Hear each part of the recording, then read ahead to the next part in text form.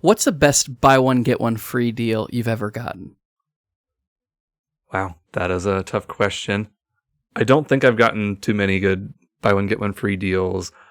There have been several times where I had to buy 2 cables instead of 1 cable just because it was like cheaper to make them and sell them as a pair.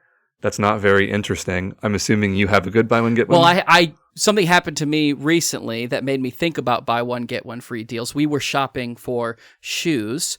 Kirsten had a specific pair. Kirsten's my wife. She had a specific pair of shoes she wanted to buy. And so we found those shoes. And at the store, they had the color she wanted. They were a little more expensive, but they had a buy one, get one free deal. So I ended up getting a pair of shoes for the free shoes. I didn't need shoes. I didn't really even go in wanting shoes, but I was convinced that day that I needed those specific shoes because I was going to get them for free. When in reality, I was kind of just paying more money for Kirsten's shoes and then getting a discount on the shoes that I didn't need to buy in the first place. So my question was that because I learned about what I would consider, if not the best, one of at least the most intriguing buy one, get one free deals to ever exist. How much did you save in the end? For the shoes? Yes. Well, I could have bought her shoes for $59.99 online, and they were $89.99. And I could have bought my shoes for $60, and I got them for free. So I think I saved $20. That's not too bad. At first, when you were telling me about this, I thought you were going to say she bought one shoe and got the other free. That's a bad deal. Don't listen to that one. But they always get you, though. You know what I mean? It's the marketing tactics, dealing with salespeople. The best, again, best is a loose term here, okay? One of the most interesting buy one, get one free deals I've ever heard of. This happened in the mid-2000s, and it happened, turns out, relatively regularly, mostly in the South. It was car dealerships across the South were trying so hard as they could, to get rid of their Kia inventory. And I kid you not, they offered buy a minivan, get a car free. Oh my gosh. You could buy a Kia Sorento in the mid-2000s, 2006 or so. Buy a Kia Sorento minivan, get a Kia Rio free. And for those of you who don't know about mid-2000s Kias, they're not good cars, okay? They are bad. I'm so sorry if you drive one, but odds are you don't, because they're all dead, okay? They're not good cars. The Kia Sorento, it's a minivan. It holds many people, but it's very unreliable, as is the Kia Rio. It's a small, tiny, tiny little car, very small, very cheap car, also unreliable.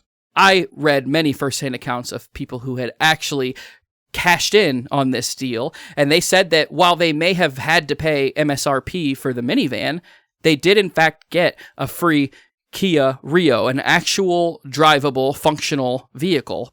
No matter how long you got to use it, it's still a real deal, even if it was a bad car. But it turns out the one they gave you was the base model, of course. But like the base model that should have never been made in the first place. Like, it doesn't have a radio. It's just a space in the dashboard. 3 wheels. Anything necessary to drive it had, but that was it. And so, you know, I was wondering, I left learning about this wondering, is that actually a good deal? I don't know.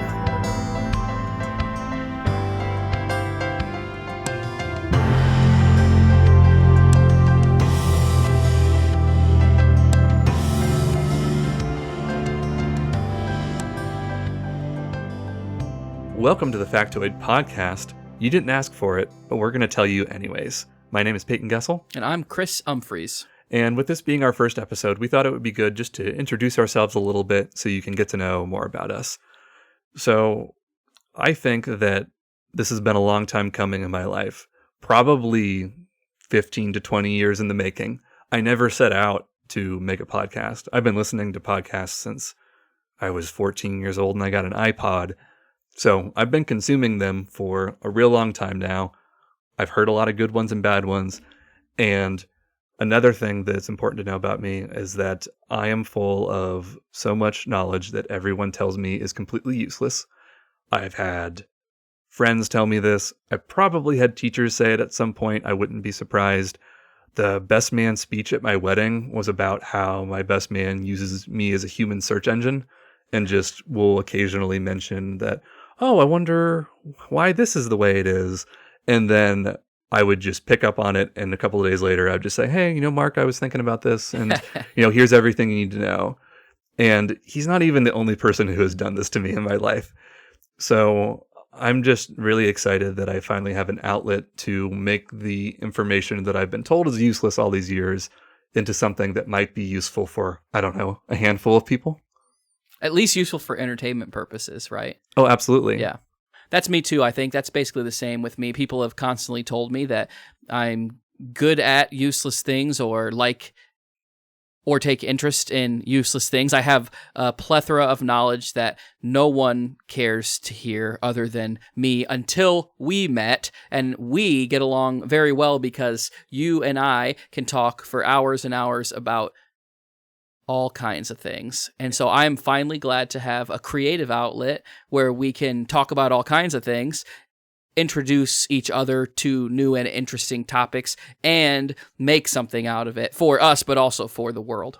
Yeah, and I think this is a good time to mention how Chris and I know each other. It's kind of confusing. I've tried to explain it to people before. So Chris and I are not related, but the best way I can describe it is that he and I are both uncles to the same nieces and nephews on opposite sides of the family. Right, we're brother-in-laws. Sure, that is a much better way to say it, actually. I might have to start using that. So we have a lot of shared experiences where we might be over at the same people's house for, whether it's for Christmas and we're flying in and they're about to fly out, or, we are showing up maybe once a year randomly somewhere. But when you guys moved a little bit closer to us, we've been, able to hang out a lot more. And these conversations have just become more and more frequent, which is why my wife, Amy, and your wife, Kirsten, thought this would be a great idea for us. So today, Chris, I wanted to talk to you a little bit about your house. So you moved into your house, maybe 6 months ago at this point? Roughly, yeah. And I was looking around your kitchen earlier when I went to go to the bathroom, and there was one appliance that I noticed that a lot of homes have these days that I don't think yours has. Do you have a dishwasher, Chris? I don't have a dishwasher. Was this a point of contention when you moved into this house? It would have been had the house we sold also not had a dishwasher. Normally, I would have wanted that, but we kind of got used to it. Who handles a lot of the dishwashing in your house? Is it a mix between the two of you? It's a pretty good mix, I would say. I do it maybe 60% of the time. Okay. I've only lived in one apartment outside of, say, college that didn't have a dishwasher, and I feel like it was a real hassle, even though I was the only one living there. And yeah, the reason I wanted to talk to you about dishwashers is most people think about dishwashers as a place for cleaning their dishes, as a normal person would. But did you know that some people use their dishwashers to cook food, specifically salmon? No, I did not. Yeah, I recently heard about this, and I've been going into a very deep dive of recipes for dishwasher salmon. And apparently this concept started in the 70s. So at this point in time, you're starting to get more traditional dishwashers in the home. I was talking to my dad the other day about dishwashers, and I mean, there have been weird contraptions for hundreds of years at this point. I guess my dad has like a 100-year-old dishwasher at his mom's house or something like that. That's interesting. And some of them, plenty of different ways they worked over the years. But as what we think of as a modern dishwasher wasn't coming into your house until, maybe the 70s or so. So there was an episode of The Tonight Show with Johnny Carson, and there was a horror movie actor named Vincent Price who appeared on an episode in 75. And he was known, in addition to being an actor, he was very into cooking. I think he even had a cooking show for a while. And during his segment, he was preparing some trout, and he's seasoning it, he's getting the vegetables ready, and eventually when he talks about getting ready to cook it, he pulls a tablecloth off of the top of a dishwasher and claims that right before the episode started, they had cooked this trout in the dishwasher, and he said to put it on like a standard cycle or something along those lines, and he pulls this out and he starts giving people tastes of it, and they think it is delicious. So I'm sure you think this is really gross, right? Well, it's not something I would have done on my own, I don't think. Not my first instinct. Sure. I imagine if you're very desperate, if your oven breaks, it... Still probably not my first choice, the dishwasher. Sure. So as I was looking around, I found a lot of recipes, like I was saying, maybe a half dozen different recipes for dishwasher salmon, and I had to try this out myself. So a couple weeks ago, there was a Saturday night when my wife was working. She wanted no part of this. I decided to, get some salmon and wrap it very tightly in aluminum foil. I put a little bit of butter on, cracked some seasonings on it, and I used 2 separate sheets. Like I said, folded it very tightly. You want to keep that seal tight, or things are getting in or things are coming out. And I put 2 different fillets of salmon on the top rack for a normal cycle, which for my dishwasher is about an hour and 20 minutes. And I took it out partway through the dry cycle. I didn't want to overcook the salmon. Sure. I prefer my salmon to be a little bit more, closer to a medium rare. So when I pulled out that salmon, it was perfect medium rare. No way. Yes. And, I decided with one of the salmons, I wanted to just eat it, straight out of the dishwasher. I mean, I pulled it out of the dishwasher, but I didn't prepare anything extra for it. I had a sauce that, in case it tasted terrible, I could use to cover it up. It honestly didn't need it. Wow. And so for the other fillet, I wanted to kind of finish it off how I normally would. I like to have the skin on the bottom of the salmon just to be a little crispy. So I put that on a cast iron skillet for maybe, 2 minutes. And kid you not, I've cooked salmon fillets maybe 20 or 30 times in my life. That was the best one. That's crazy. That's crazy that you can not only does it functionally work, it's actually good. Do you think you'll do it again? I might do it again. I did throw some vegetables in some separate aluminum foil wrap, and I would not recommend that. They were barely even cooked. So do you know what the temperature is for medium well salmon or medium rare salmon, like what it's supposed to be? I could probably pull that up. There's an app that I use actually for a lot of my cooking, and usually it tells you, optimal temperatures for getting that. I assume it's similar to beef, where it might be like in the 130s or 120. It's actually lower. Lower? In general, fish tends to be lower than a lot of other meats. I didn't know that. So if I'm looking at salmon, the app I use, it doesn't necessarily use medium rare and rare for things like fish. But if I do the medium rare equivalent, which is soft and buttery, that would be at 109.9 degrees. Oh, okay. So I guess it makes sense that a dishwasher would run at 110 degrees. Absolutely. Because that's like hot enough you don't really want your hands stuck in it a long time. But it's also not so hot that it's going to overcook, say, the meat you put in with your dishes. Absolutely. And I got a new dishwasher maybe a few months ago. Our other one was having some issues with leaking. So I went and I pulled up the manual online for my dishwasher just to get a better idea of like the temperatures and times involved with this. It's a pretty base level one, so there's not a fancy screen to be able to tell what's going on. And according to my dishwasher's manual, that a lot of dishwashers have a heating element inside of it. So it might be taking in hot water, but it makes sure the hot water is within 120 to 150 degrees. So if I'm cooking my salmon somewhere between 120 and 150 for a little over an hour, and it's inside of aluminum foil, it's not direct contact, that is enough to pretty much poach the salmon. Wow. And it's very similar to a cooking method that I do use a lot, the sous vide method. I do that as well. Yes, so we've talked about that in the past. For those of you that don't know about the sous vide method, it's a French cooking method that was big in France several decades ago, and over the past 10 years has started to come a little bit more into the US, where you buy a specific precision cooker device. You stick this device into some sort of tub of water, and it will heat up the water to a very precise temperature. You take your food, usually a meat, but you could do eggs. There are a variety of things you can cook in there. You put them in a plastic bag, you dump a bunch of seasoning in, you zip up the bag, you drop it in the water for, an hour or 2 hours.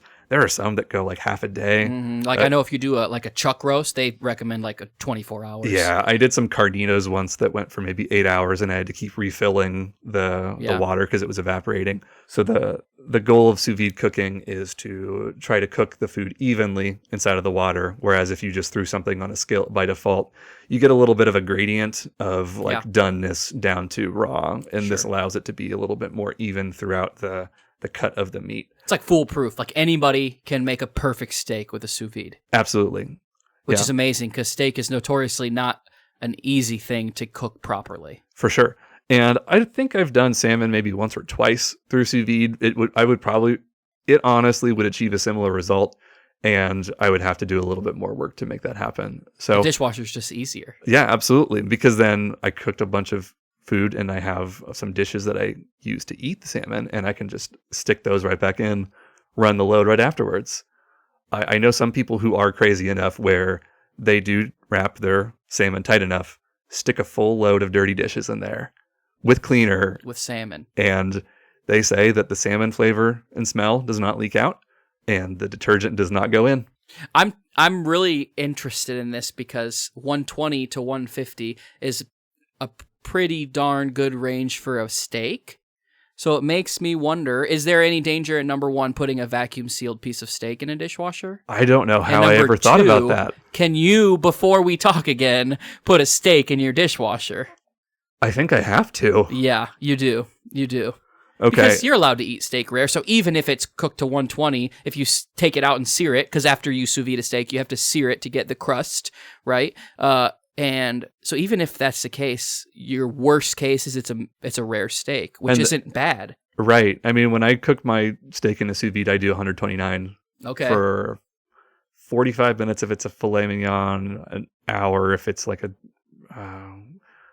strip steak. Okay. So that does actually line up a lot. I'm gonna have to do a little bit of experimenting, but I probably will report back in the future and let you know about how that goes. I'm excited.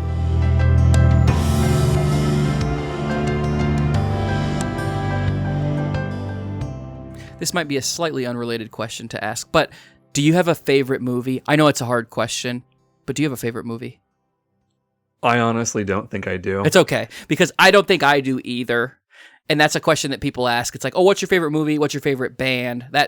Imagine being a video editor and not being able to tell anyone what your favorite movie is, and also telling them that you probably watch one movie a month.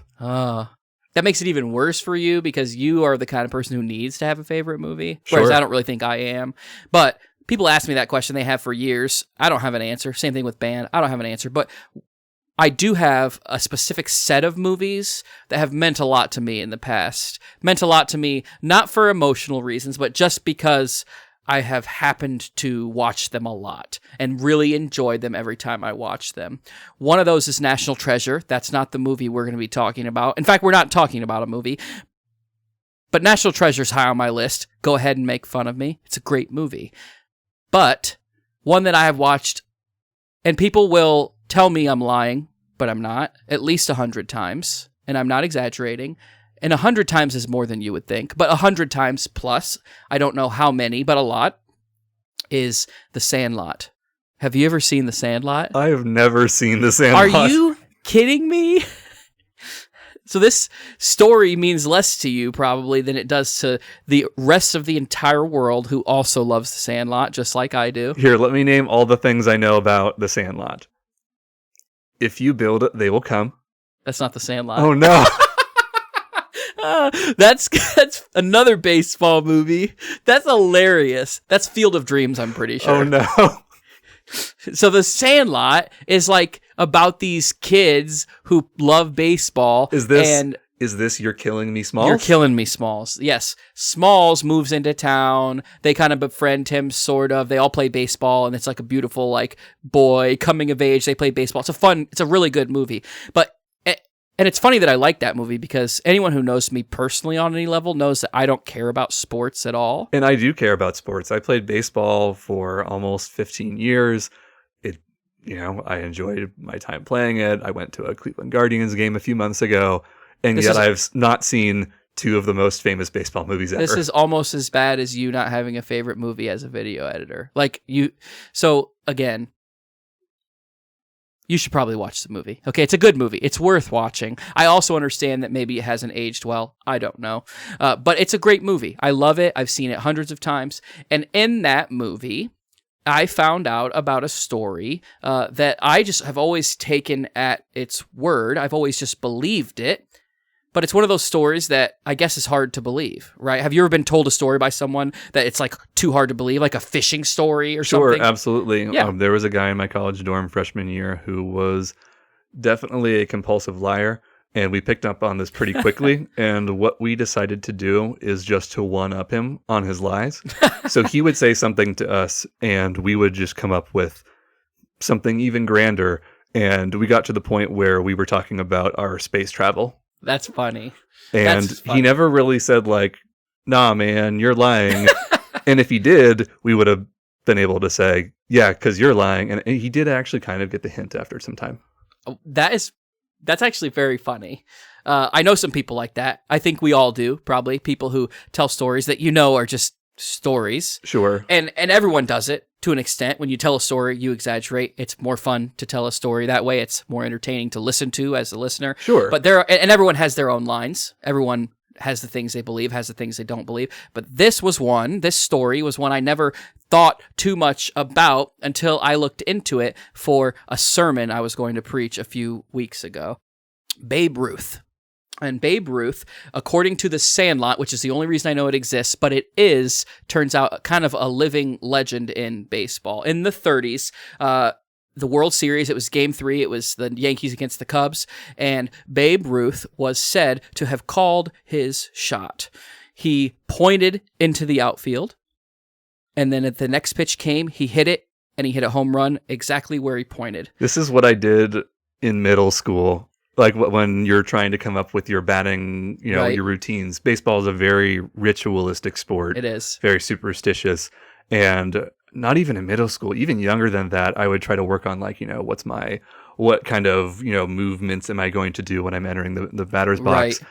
And I was a big fan of Jim Thome, Okay. who used to play for the Cleveland Indians. And he would often, whenever he'd step up to the bat, kind of point out, with the understanding being, hey, look at how far I'm going to hit the ball. So I can really relate to this on a personal level. Okay, well, good. That's good, because even though you don't know the movie, you can understand this. Well, I can tell you how many home runs Babe Ruth hit. Can you really? 714, I'm pretty sure. That's pretty amazing. I can't fact check you there because I don't know. I mean, I could look it up, but that's amazing. That's not fun if we fact check. No, though. it's not. Our listeners can do that. That's right. But Babe Ruth, it was said that he made It was said that he made an intentional choice after he was on his second strike to stand back up, point at the center field. There was a flagpole out there, point at it as if to call his shot. And then when they pitched the ball to him, he hit it, and that's where it went. And this is the story. This is what they talk about in the Sandlot. There's a couple kids who every time they get up there, they, make their faces and make this grand gesture, and they lean back and they point out as if they're smoking a cigar or a cigarette or whatever, and they point, and that's like what people want to do, right? Because it was an amazing time. Sure. And it turns out, I did not know this, and in my sermon, I did not talk about the contention, right, of the story, but it turns out lots of people have lots of different opinions of what actually happened on that day. Did, in fact, Babe Ruth actually call his shot? That's something that it turns out the world may never know, right? But it's okay because we all get to make our own decisions. I still choose to believe that it happened because it's a big part of the Sandlot, which is a big part of my childhood. But some people think that it didn't happen. And what we know happened is this. What we know is there was lots of heckling going on between Babe Ruth and the Cubs as he was batting, and they were probably saying some choice words to him. Sure, there was probably a first baseman who went by the name Lefty and a second baseman by the name of Red that were probably saying things. That's right. And they were making jokes about the things that were happening and, how, just like the typical, hey, batter, swing, batter, all this kind of stuff, but on a major league level, I'm sure. Stuff we're not allowed to say on the podcast. All kinds. And so he was heckling back and forth, and this is well known. And so what probably happened, and what people think actually probably did happen, is the pitcher was making comments at him, and he stopped, and he pointed at the pitcher, and threw some words back at the pitcher, and then kept going. And then once he hit the home run, and people thought that he called his shot, he didn't tell people he didn't do that because it's a much better story. So you think he embellished it and took the advantage of, the lack of evidence to show otherwise think about being in a crowd. There's not a Jumbotron up there to see what's going on. I mean, I was in the upper deck for the Guardians game I was at a few months ago, and Yeah, I bet if that exact situation happened, I could probably have been convinced afterwards that he was pointing to center field and not at the pitcher. Right. So, as I said, I think it happened. But if it didn't, I can see how it might have been embellished upon. And there are players from that game. A lot of them are dead now because this is in the 30s, Babe Ruth included. But there are players who've been on record saying, there's no way that happened. I was there. I was the pitcher, blah, blah, blah. All these people, you can look into all the accounts. It's recorded online. There's a hefty Wikipedia page about this and much, much more. The fact of the matter is this. Whether or not it happened, it's a great story. And as a person who likes to tell a great story and hear a great story, I'm okay with believing that it's true, even if it's not. So I'll let you guys make your own decision on that. Was this the moral of the story at the end of The Sandlot? No. I assume that this kind of movie has a moral at the end. It does. Well, kind of. Don't spoil it, please. Yeah, I won't. You need to watch it. Yeah. It's definitely a wholesome flick. Wholesome in some ways.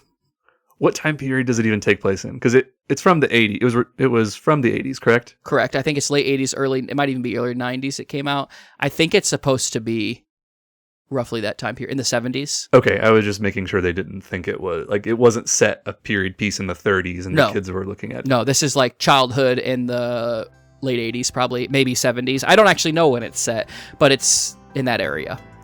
Okay. Yeah. It's a flick you should watch. I recommend it.